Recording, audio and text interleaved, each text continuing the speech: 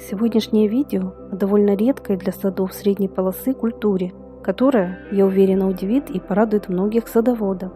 Если вы мечтаете о растении с красивым и обильным цветением, привлекательной декоративной листвой и сладкими ароматными плодами, обратите внимание на дюрин коуза. Многим садоводам дюрин известен как неприхотливый листопадный кустарник, основная декоративность которого в его листьях и привлекающих внимание ветках яркого цвета. Однако среди этой культуры есть немало высокодекоративных сортов, которые не только обильно и красиво цветут, но и способны давать неплохой урожай вкусных съедобных ягод. Кстати, плоды дюрина коуза по вкусу напоминают сочетание малины и манго. Но прелесть этого растения не только в плодах, а в его пышном цветении и декоративной листве, которая к осени приобретает всевозможные яркие краски. Среди этой пока еще редкой культуры уже выведено немало интересных, красиво цветущих и зимостойких сортов. Есть также растения с эффектной вариегатной листвой. Дюрин коуза – это лиственный кустарник или невысокое дерево семейства кизиловые, которое при хороших условиях может достигать 5 и более метров в высоту. В природе этот вид дюрина произрастает в Японии, Китае и в других частях Восточной Азии. В разных источниках можно также встретить другие его названия, например, дюрин китайский или японский. Это интересное растение в последние годы привлекает внимание многих садоводов.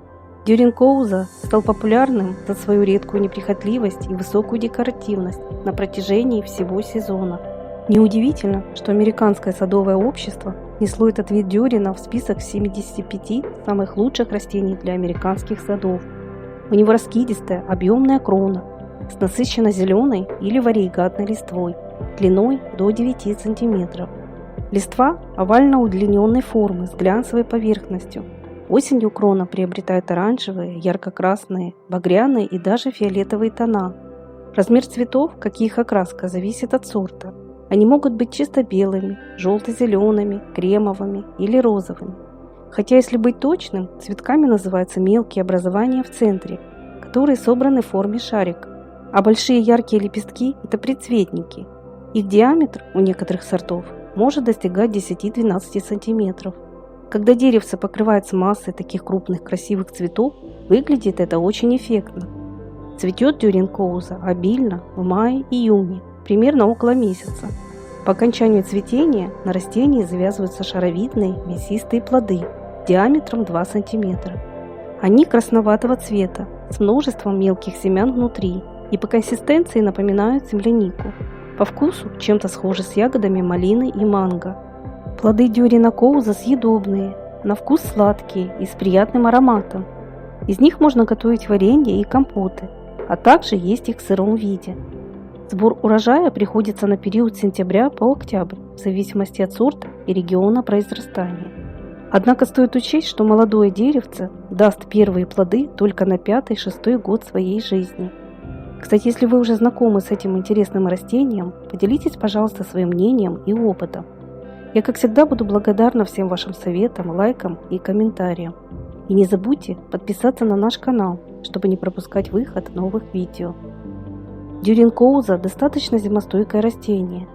Его причисляют к зонам морозостойкости с 6-5 до зоны 4А. Стоит отметить, что в последние годы уже созданы сорта с повышенной зимостойкостью, которые выдерживают морозы до минус 29 градусов. Американские селекционеры поработали над выведением растений этой культуры, которые способны переносить морозы до минус 32 градусов. Все эти сорта, прежде чем поступить в продажу, проходили испытания с адаптацией в морозных условиях. К таким растениям, например, относится новый сорт американской селекции Summer Fun. Его заявленная зимостойкость до минус 32 градусов. Высота кроны этого дюрина до 2,5-3 метров. Цветет он в июне крупными белыми цветами диаметром до 12 см. Это очень красивый и востребованный сорт, который ко всему еще дает ароматные плоды, а к осени меняет цвет листьев на самые яркие краски. Его вариегатные листья с похолоданиями приобретают эффектную пеструю палитру из красных, розовых, бордовых и даже фиолетовых тонов. Если вы решитесь приобрести саженец дюрина коуза, обратите внимание на его сортовые характеристики и зимостойкость. В первые годы молодые кусты лучше высоко мульчировать и укрывать крону белым агроволокном.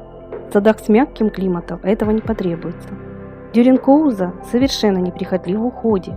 Он непритязателен к качеству почвы и способен расти как на солнце, так и в притенении.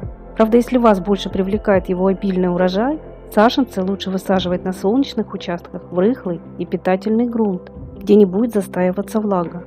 Учтите, что дюрин не любит известковые почвы.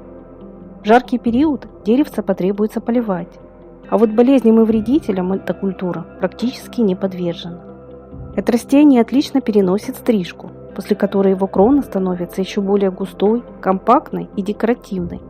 Кстати, очень красиво выглядят дюрины, сформированные в один ствол, то есть в штамбовой форме. Для этого растения формируют уже с самого раннего возраста.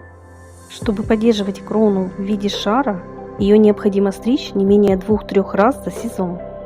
Этот вид дюрина можно размножить как семенами, так и черенкованием. Семена сохраняют схожесть около 5 лет, но стоит учесть, что им потребуется стратификация.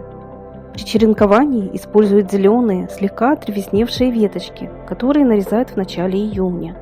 Дюринкоуза – это малоуходная и высокодекоративная культура, с помощью которой легко украсить свой сад. Он будет отлично смотреться отдельно посаженным и в групповой посадке с другими кустарниками и деревьями. Из его кустов получается красивая живая изгородь. Пожалуй, единственный его минус – это пока еще достаточно высокая цена на саженцы, особенно новые сорта.